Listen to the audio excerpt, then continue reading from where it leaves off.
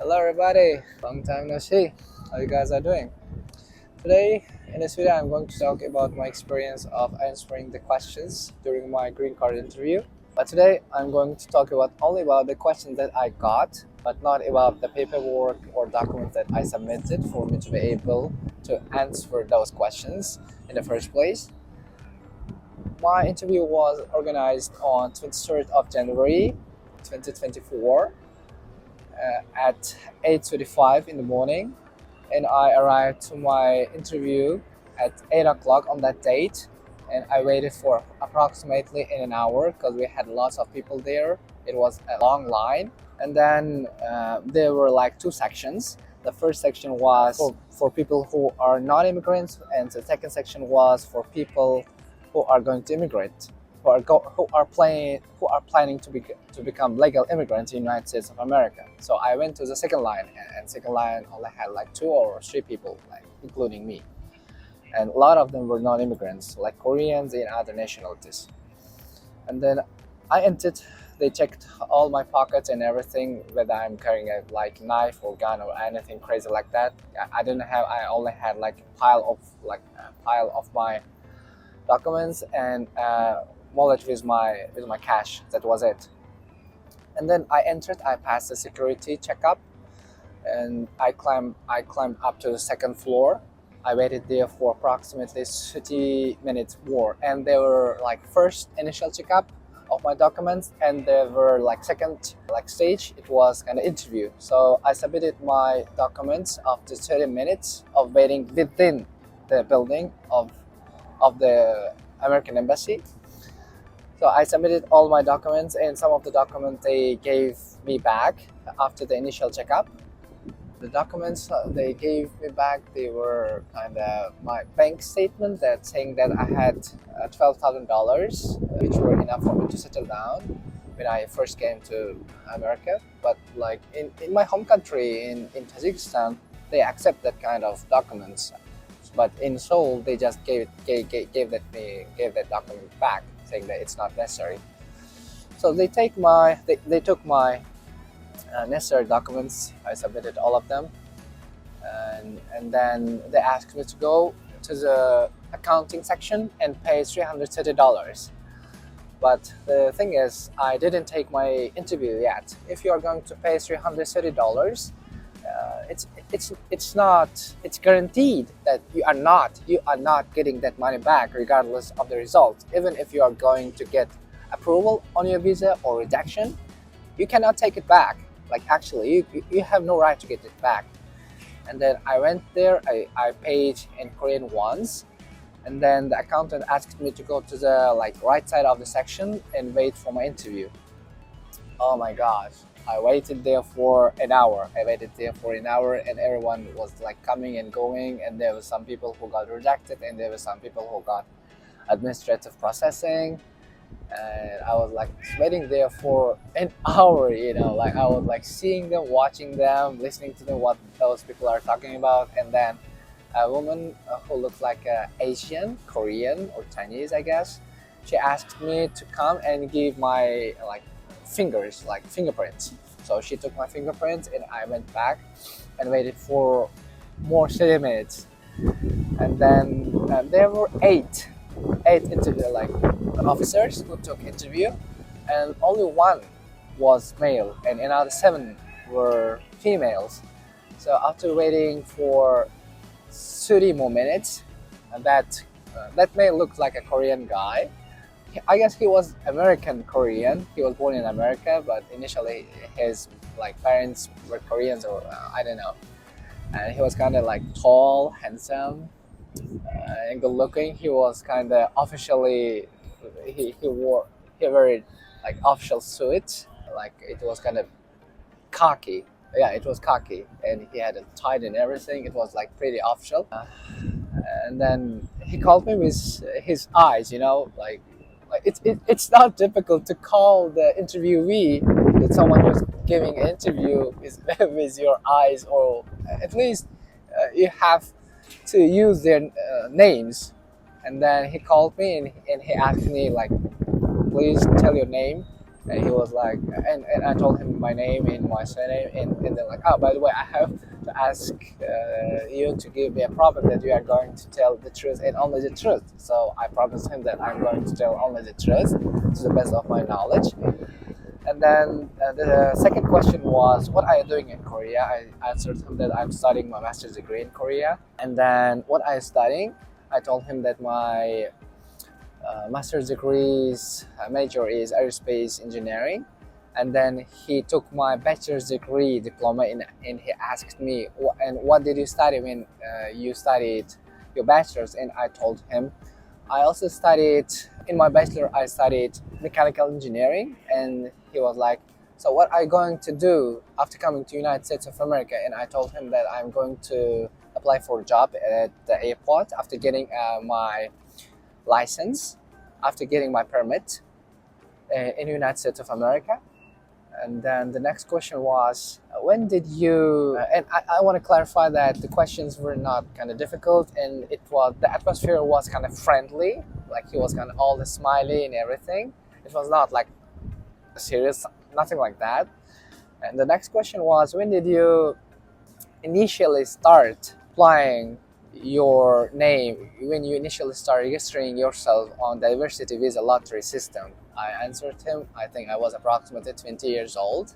And then the next question was, when did you apply for this fiscal year's diversity visa? I told him on the very last day, it was I think 6th or 7th of November.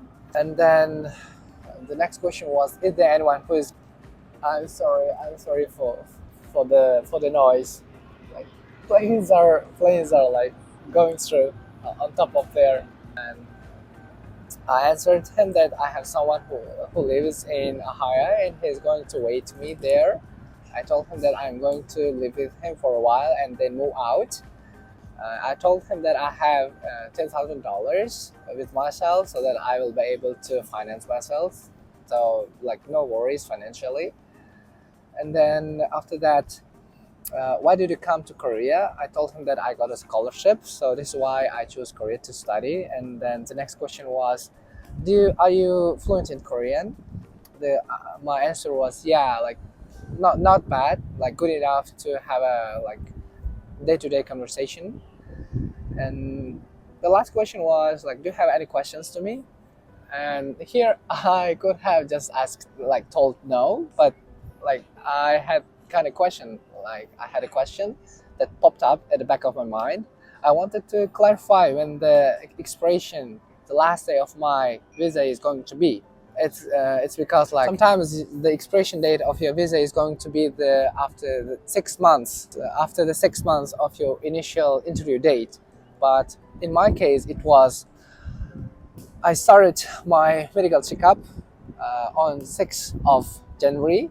No, on the 8th of January, I did my medical checkup, and starting my first visa date was considered. It was started from the 8th of January, and the last expiration date was 8th of July, like exactly like 6 months.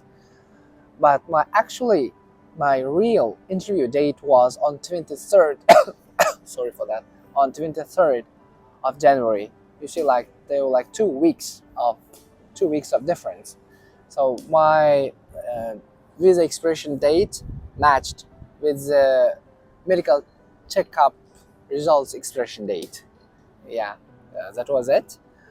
And then he told me that I think it's going to match with their last day of your medical checkup, and then I thanked him, and then I asked him, so is that it? And he was like, yeah, that's it, your case is approved. Oh my gosh, that was great. I cannot, like, I think I was flying. I was flying in the air. Like, I cannot remember what I was feeling, and I cannot put like my feelings into words. I and then they kept my passport with themselves, and they asked me that it's going to be delivered by mail after a week or so. And then I went out, like I was kind of like so happy that everyone were looking at me, like they were looking at me like, oh, look at him, he's like so happy. And then I went out, I came out, and I made a call to my mom and to my dad, and I told them my results, and they were happy too. And then I made a call to my best friend. I came to my interview with my best friend. He was waking. Sorry, sorry for the helicopter, for the helicopter noise. Like, by the way, I'm shooting this video in New York, Rockefeller Park, like Manhattan, downtown of Manhattan. It's a little bit noisy here, and people are just playing, running, jogging. So yes, sorry for that. That was it. That was it. And after a week, my visa was delivered. Maybe I'm going to include some of my photos that I took when I got my visa when I was back in Seoul. Yeah, that was it. It's not going to be difficult for you guys. It's going to be easy. The questions are not that much difficult actually. What I would say for you guys, for people who are going to prepare their documents or who got chosen for diversity visa, please be careful for your documents, and then please study English because English language is extremely important in America. If you don't know like English language, it's going to be extremely difficult for you to settle down. I mean, like, it's not going to be extremely difficult. I don't want to be mean, but it's not going to be easy. For example, if you want to go to just find a like day-to-day job, 9 to 5 job, like the initial requirement is, are you able to communicate in English? So that is a baseline. That is a baseline. So, like, do not worry about anything. Just prepare all your documents and study English. That's it. That's it.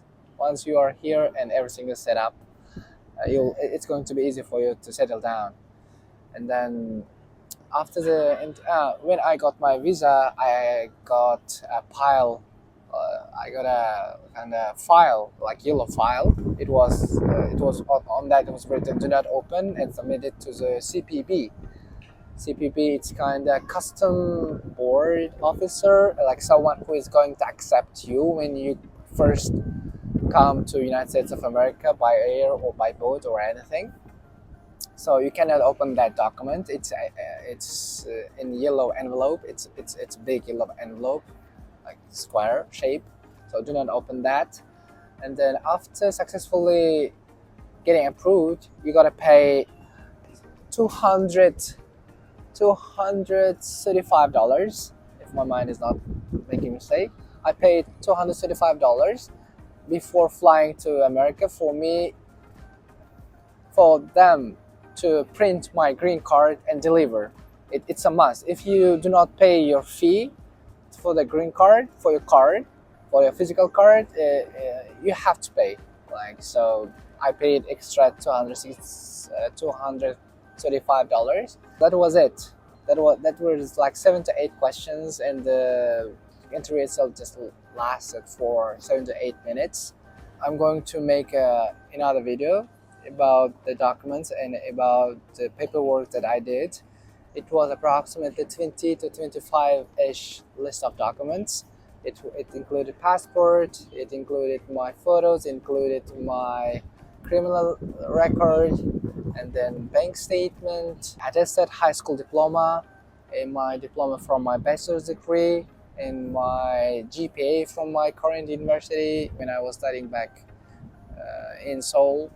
I'm going to prepare a separate video for that matter. This video was only about the questions that I got. The questions that I got, I'm going to reiterate right now. What are you doing in Korea? Why did you come to Korea?